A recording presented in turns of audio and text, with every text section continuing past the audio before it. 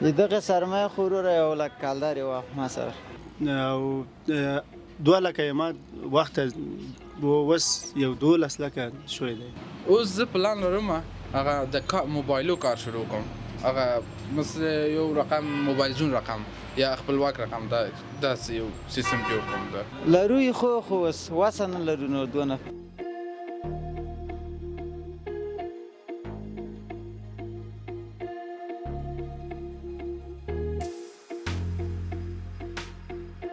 تیره ویډیو که تاسو مونږ کتلی اوسئ د فریلانسنګ باره کې وه چې مونږ یو سروې وکړله فریلانسنګ چې شي ته وایي څوک خبر دی که نه دی خبر که هغه ویډیو تاسو نه وي کتلي نو انفو کې هم لینک شته ډسکرپشن کې به هم زه تاسو سره شیر کړم.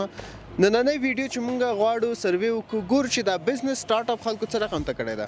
یو بزنس چې دوی شروع کړی ده 100 روپو نه شروع کړی کم ځای نه و اوس د هغوی ډیولپمنټ شوی نه ده شوی که نه ده شوی ولې شوی او که شوی ده کم آیډیاز دوی مخکې بولی دي کم کارونه دوی کړي دي چې په هغې طریقې دوی بزنس مخکې تللی. څونه وخت کېږي چې ته دا کاروبار تا شروع کړی؟ دا تقریبا 6 میاشتې کېږي. دغه 7 کاله کېږي. 9 کاله کېږي چې زه دا بزنس مې شروع کړی. 6 میاشت کې تا د خپل 1,00,000 بیرته لاسته راوړي او ګټه دې هم ته نه کړې ده او کور خپل چلی دی نه؟ ولې نه چلی دا نارمل ځي؟ نارمل ځي. موږ صرف دغه یو پوښتنه تا نه کوو چې تا دغه عینکې خرڅولو کار چې کوم شروع کړی ده دې سرمایه څونه وه؟ 1,00,000 روپۍ. دغه سرمایه خو وروره 1,00,000 کالدار یې وه ما سره. 1,00,000 کالدار یعنې تقریبا 50,000 افغانۍ کېدلې وه. او 2,00,000 ما وخت اوس یو 12,00,000 شوی دی. اوله سرمایه هم 2,00,000 وله اوس هم 12,00,000 ده. او 12,00,000 سرمایه شوی دی خو قرض یو 7,00,000 قرض ده. آینده کوم پلان لري چې تا دا بزنس کوم ځای ته ورسېږي دا کاروبار دی؟ اوس زه پلان لرم هغه د موبایلو کار شروع کوم، هغه مثل یو رقم موبایل زون رقم یا خپلواک رقم داسې یو سیستم جوړ کوم. غواړې چې یعنې دکان دې پراخه شي نو هغې دپاره تا ته څه پکار دي؟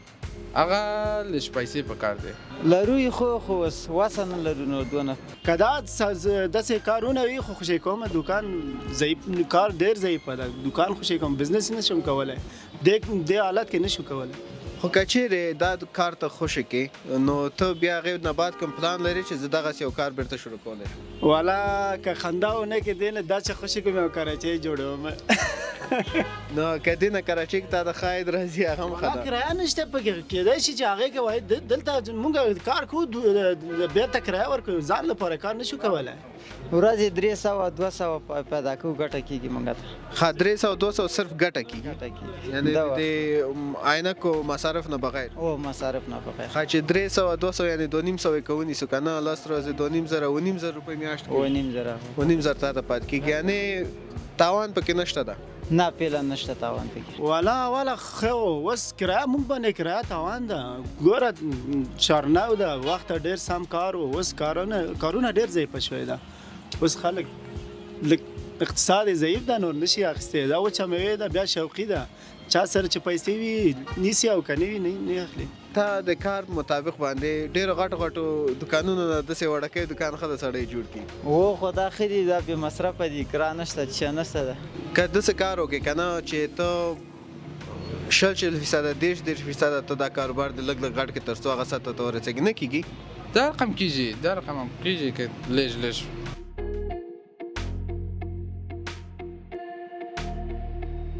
موږ 3 رقمه کاروبارونه سروې کړل چې یو وړوکی کاروبار و یو درمیانه و بل لږ زره غټ و ډېر غټ نه و. 3 واړې فایدې هم موږ وکتلې نقصانات هم وکتل چې غټ کله چې تاسو کاروبار شروع کوئ کرا دکان کرا دا ټول باید مد نظر ونیسئ چې ټول نه هغه عینکو والا چې کوم تاسو کاته هغه ډېر خوشحاله و خپل ځان نه ولې کرا هم پې کم وله مصرف هم کم و او پیسې هم هغه نه ګټلې چې کور ته خپل مصارف پوره کړي او کوم چې تاسو هغه پستو والا وکتو ودې کتو چې هغه ځای هم غټو هم کرایه زیاتوله او هم خپله ته نه پتنګو نو نه پوهېدو چې زه اوله که دا بزنس چې شروع کوو دې ځای کې زه کاروبار د ما نتیجه ورکوي که نه ورکوي نو اوس ته نه پتنګ وی چې زه به کراچي والا کار شروع کوم. نو هغه بل هلک چې کوم تاسو وکاته اکسسریز والا ډېر ښه 1,00,000 روپۍ نه د کاروبار شروع کړی و نو ښه په اسانۍ سره هم د هغه پیسې پوره کېدلې هم د هغه کار کېدو او هم د هغه ټول مصارف راوتل. نو تاسو هم چې کله کاروبار شروع کوئ نو اول باید دا ټول شیان مد نظر ونیسئ چې آیا دا کار ماته ښه ده، تاوان ده پکې، فایده ده، ځای څنګه ده، نو هغه نه بعد تاسو کولی شئ چې یو ښه کاروبار شروع کړئ. مننه.